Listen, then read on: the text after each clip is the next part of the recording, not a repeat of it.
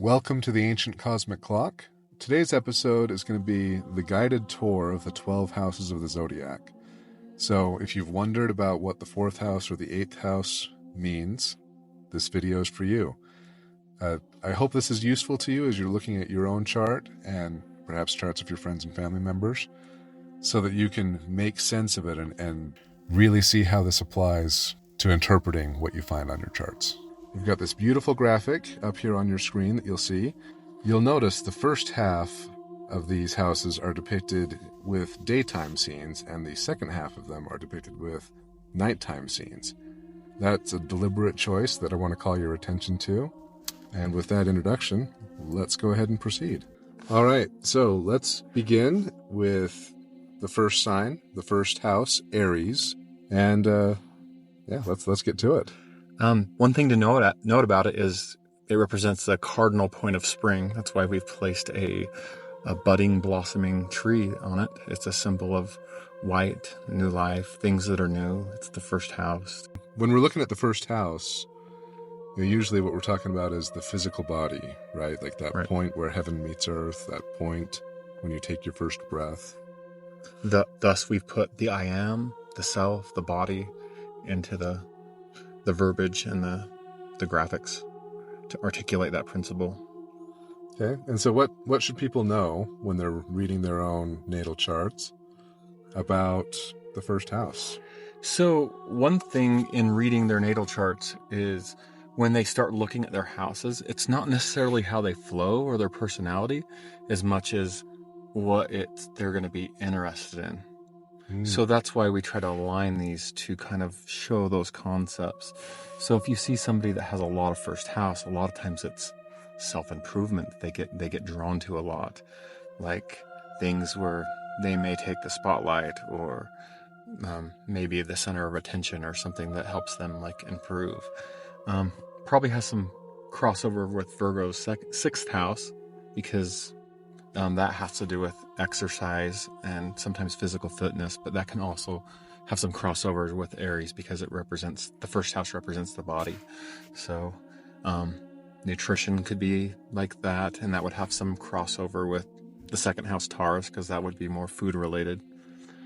Yeah, so let's just give a couple of examples. Like, what would you expect someone to look like, or what would you expect to see if you saw, like, let's say, Mercury in the first house? It could be that they like to talk about self-improvement. They could talk about how to become more, how to triumph over your weaknesses, and that would be a common archetype. Okay. Well, anything else we want to... I want to go and read the rest of the graphics. It represents the head, that part of the body. And also we put race cars to designate the start, the beginning. We want you guys to visualize these concepts, not just read it like a textbook, like learn these things in a fun way. It can be known as the ram, the lamb, the sheep, and it's a time where the sun triumphs over the darkness, and there becomes more light than darkness. It's also an archetype for the god of war. In the scriptures, in the Bible, it will use the term Lord of Hosts, which should really be translated Lord of Armies. So it's referenced even in places you don't think. And so this is laying these secrets out there to where it's not just helping you to learn natal charts, but if you were wanting to get into the astrotheology aspect and wanting to recognize those things in other people's scriptures. How to see these patterns in your scriptures as you read them and as you apply them. Yes. So things to really, really hone in on: the self, the identity, the body, those kind of things. So. Okay. So that's a good once over for the first house. Let's talk about the 2nd house, which is usually related to Taurus, right? The 2nd sign. And when I think of the 2nd house, it's about resources and, your original resources. Like, one of the first things you do in life is eat. Mm-hmm. You come out, you take your first breath, and pretty soon you're going to eat. So food, the cow is a symbol of that. Taurus is a cow, and it's the ruler of that house. and the cow, the bull, and if you were to cut up an animal, don't mean to be morbid, but it would provide more meat than any other animal. It also provides more milk and resources, subsistence. So it's abundance. It's bigger than all the rest of the animals, especially of the other animals in the zodiac. It's bigger. It's what belongs to you. It's your home, your house, and it has a lot of strength to it. Like, you know, it's a classically it's in a fixed sign. You know, if we're relating Aries to the first house, Taurus would be the second. That's a fixed sign, so that's like staying power, endurance, stuff that lasts, like your home, your property, you know, stuff that you can renew again and again. And then so we've talked about food. We've talked about it could be represented by a bull, a cow, milk, and then house, property, land. It could be a symbol of a rock or a foundation, something earthly, something steady, something reliable. And then out of the zodiac, it represents the neck and the shoulders, and those are prominent parts on the bull. And the ox, bull archetype, are known to be reliable, to push things forward, be able to pull a cart. They're not necessarily the best at changing directions and being agile, but this house is, when you're reading houses, you're reading more about, once again, interests, things that you may be drawn to. So what would be something that somebody would be drawn to if they had a second house placement of Mars, for example? A second house Mars, that would suggest someone who works consistently, like for money, like they're motivated and they're drawn to money. Yeah. It could also be toys. I would maybe throw toys in there, just possessions, like someone who buys stuff to feel good. And then, nothing wrong with that. I'm not throwing stones at that. Yeah, it's more has a magnetism towards those kind of things. Okay, third house. This one relates to the sign of Gemini and is the sign of duality and communication in your mind, your thoughts, your thinking, your words. Okay, what else do we want to say about third house? It's a very intellectual sign. So it's about the mind, the thinking, having wit. So it can represent, like if you were looking in like predictive astrology and you're looking at, I'm going into the third house, which is a more complex subject. Things could come up with neighbors a little bit more that during that time. Mercury, it's ruled by Mercury and Gemini. And so that could relate to like commutes, short distance travel. Yeah, like the ordinary travel you do, like driving to work every day, not necessarily like the long distance travel, like getting on a plane to go halfway around the world, right? Right. And so it carries our archetypes of like trickery, outsmarting somebody, lower learning, lower education, a very strong theme of that. It's being able to chit chat, to be able to have, like he said, good communication. So when you look at placements in the third house, like what sort of thing would you expect from someone who has like Venus in the third house, for example? Like Venus is how you would receive love. So having a third house placement with Venus would, if you're in a relationship with somebody like that, they're going to want to be talked to. They're going to want to get chit-chatty with you. And if you're just kind of off in your own world and you're not giving them communication, you could have some issues with that person. That's what they're going to need for their love tank. It may not be that having that placement would make them the best communicator in the world, but it would make them enjoy the conversation, the chat. Yeah, it kind of shows that it's important to them, not necessarily like bestowing a gift or a skill with it. Yeah. Once again, think about this stuff as interests. Yeah, okay. So fourth house, this is, to me, fourth house is always like the family. You know, the family you came from, sometimes the family you have now. I think like it has a lot of like motherhood type of energy to me.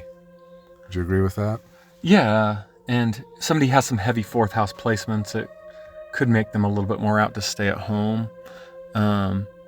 They may be drawn to like, hey, let's go get a massage. Like they may be more that kind of placement, because think about the symbols of motherhood. And what part of the body it represents. The mother carries milk for her baby. She nourishes the baby, gives it all the love and comfort. The mother's a symbol of unconditional love, and we've mentioned nurtured. It's the sweetness. It's the sweet things of life. It's home. We've put bees in it on the graphic because bees are a symbol of the sweet things, and there's actually a beehive cluster in the Cancer constellation, which is associated with this house. It's also holds the summer solstice. It's the greenest, most lush time of year, and like at the peak where summer starts, and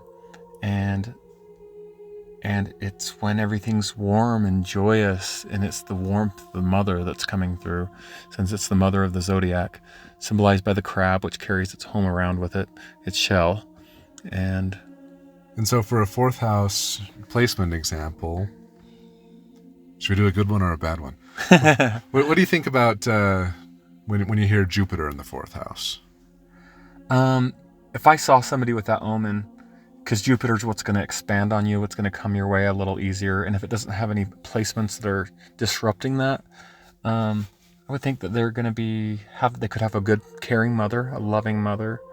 It could be that they could go through life and they have some people that really love them very unconditionally and care for them. And I like it.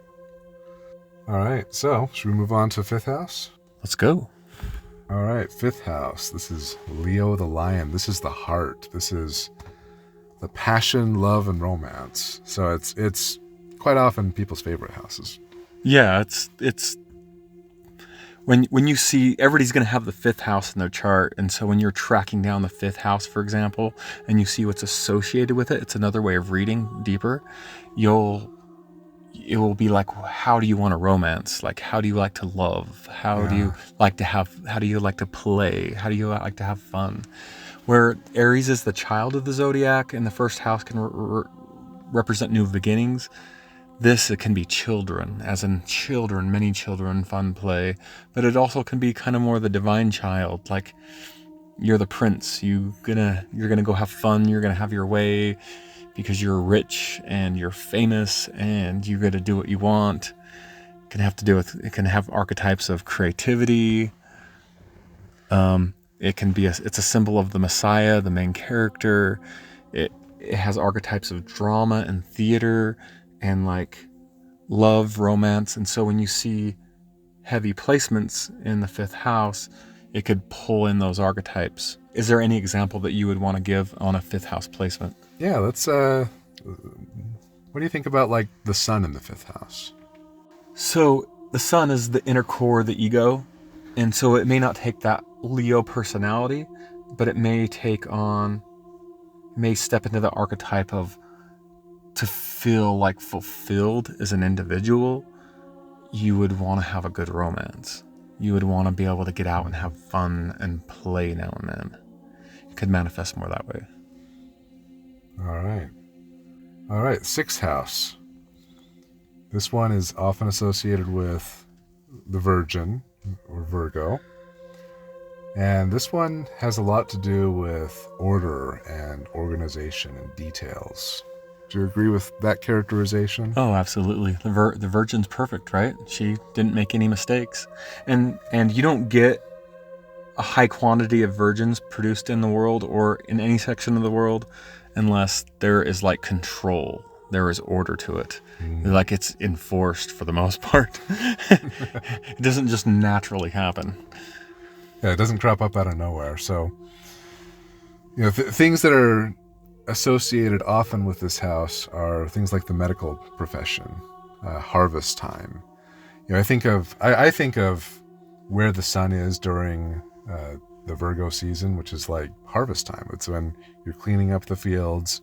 You don't want to leave any food out there to rot. You want to gather it all in and make sure it's all put away in its place so that you can make it through the winter.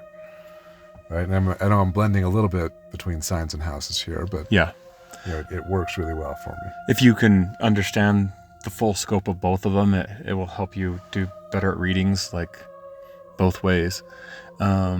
So it could have to do with the stomach, diet, exercise, health. He said, the medical profession. If you see somebody like with like a 10th house career alignment in with a Virgo placement, or connecting to the 6th house in some way, people can gravitate into like healthcare jobs, for example, or some modality of healing or whatever. So schedules, clocks, routines, daily tasks, we call it. We have a symbol of the wheat drawn there because wheat has to do with daily work, like the daily grind.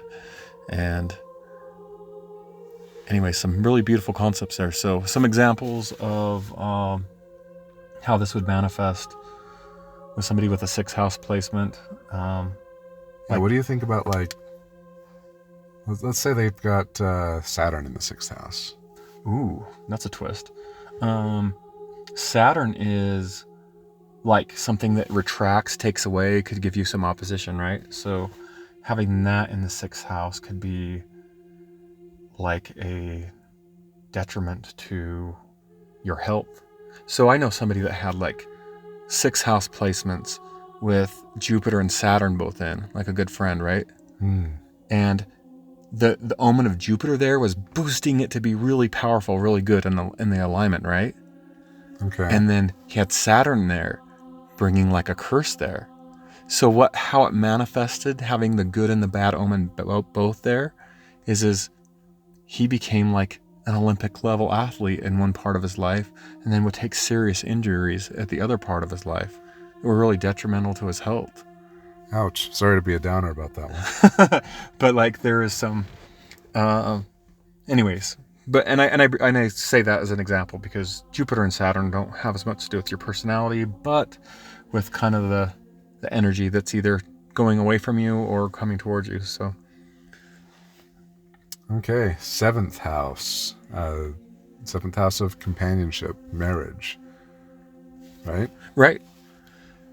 Just right off the bat, like it's the partner, it's the spouse, it's the wife of the zodiac, and you get somebody, for example, that is has Mars in the 7th house.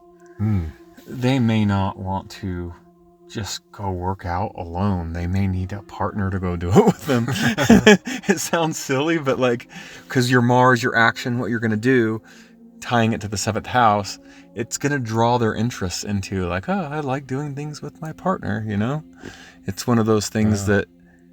Or if you have, if you have a Libra alignment in like your 10th house of career, if it's pulled that direction, then it would, I would think, draw you into situations in your career and your work where you're going to be working one-on-one with people a lot. Yeah.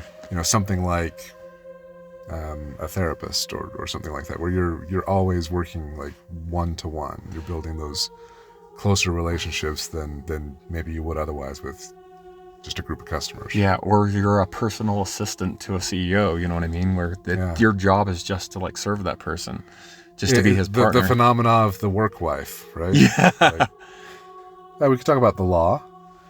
So equity, judgment. Yeah, because when the sun sets, and it's a symbol of Libra. When the sun goes to the equinoctial point, it's weighed, it's balanced, it's judged. It has a symbol to do with law. And another thing that it could be a natural career for a Libra or a 7th house placement is like being an attorney. You're being an advocate for somebody. So it can certainly take on a lot of those. Yeah, and there again, you have like that one-on-one relationship, like between an attorney and their client, where, look, we're in this thing. Mm-hmm. They're on your side. You're paying them to be on your side, right? Right, and some placements with it, people could be drawn to like equality. They could be drawn like, hey, these things need to be made fair. Whatever we do, I want it to be fair. So it can bring in a lot of ideas of fairness. Contracts, and contracts that are fair are contracts that can last a long time. Yep.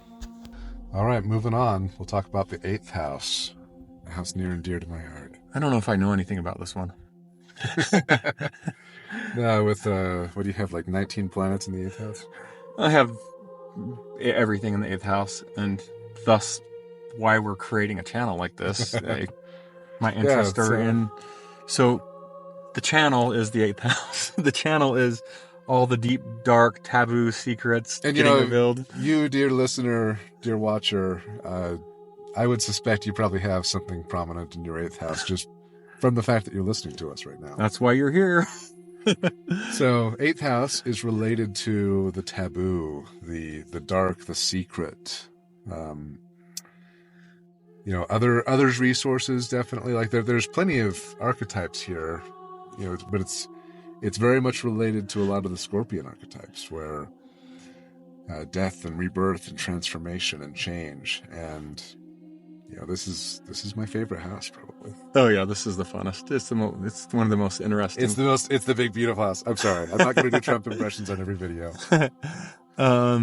So death, inheritances, things that belong to others, the afterlife, sex, intimacy, merging. Like there's a lot here. Magic, taboo, secrets, sorcery, like all the things that are like you think shouldn't belong in a regular conversation. It's the 8th house. It's Bringing everything. up the elephant in the room. Yeah, I should have put an elephant in this. But think of this as everything that's uncomfortable, everything that like people think it doesn't belong. It belongs. It's something that's real, and let's talk about it. And Halloween is the holiday that happens in this Scorpion season, this Scorpion house. So what would you? Let's do an example of an alignment. Let's say you've got like the moon in the 8th house. Your moon's tied to your emotion, or maybe even your intuition, right? And it's the type of thing where, like, somebody's telling their story, right? Mm-hmm. And you should just be listening to their story, but you're listening to how their voice cracks or their body language, and you're figuring out their deep, dark secrets.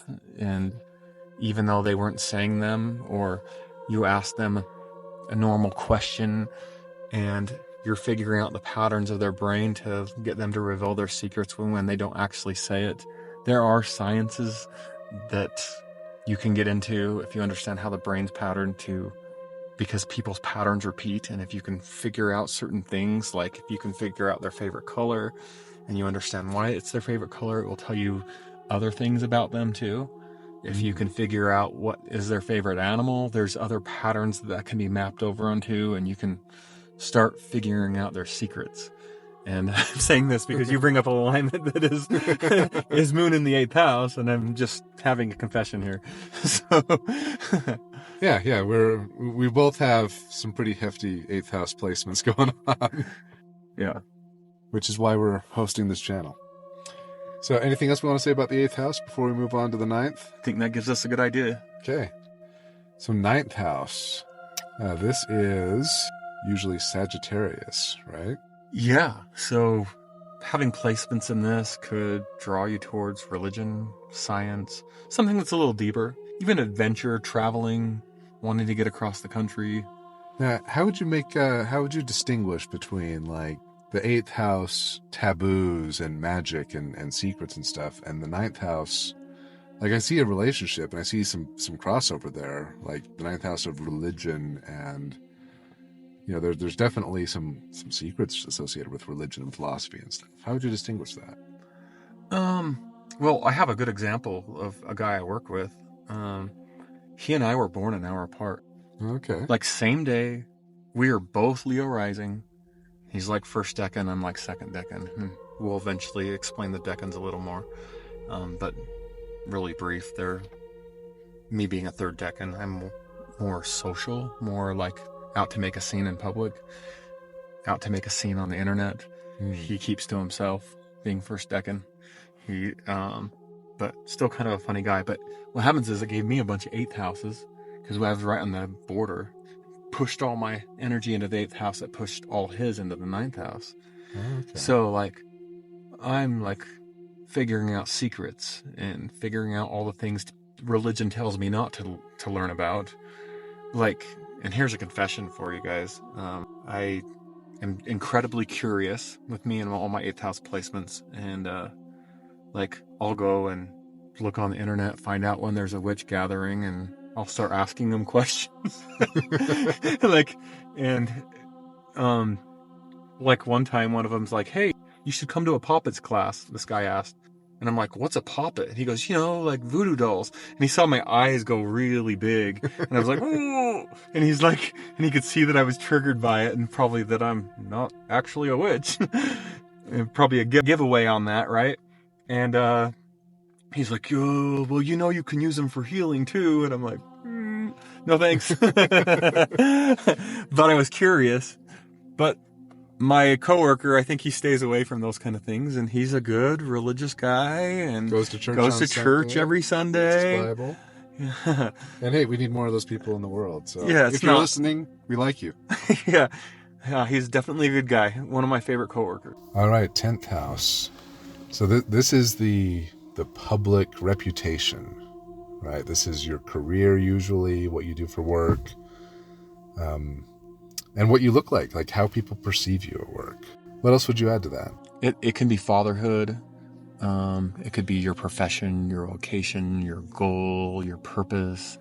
Think about like financially, the father has to provide for the family, and he can't get trapped in all the emotion. Like if there's a bad day, he's sick. If he's not, he only has so much vacation to use. He's got to keep his eye on the prize. He's got to be that goat that finds a way to get up to the top of that mountain. Yeah. That so that he can be that continual, reliable provider. It's that archetypes. You bring in 10th house energy. It's looking at the end game. Yeah, it's purpose and perseverance and like starting something that you're going to finish, like finishing what you start, maybe is a better way to put that. Yeah. So in a career, if you get 10th house in your alignments, it can manifest in a way that may make you more wanting to set goals, wanting to feel like accomplished. Or another way to put that is wherever your 10th house is, because everybody has a 10th house, that's where you're probably more apt to want to set goals and to work inch by inch towards something.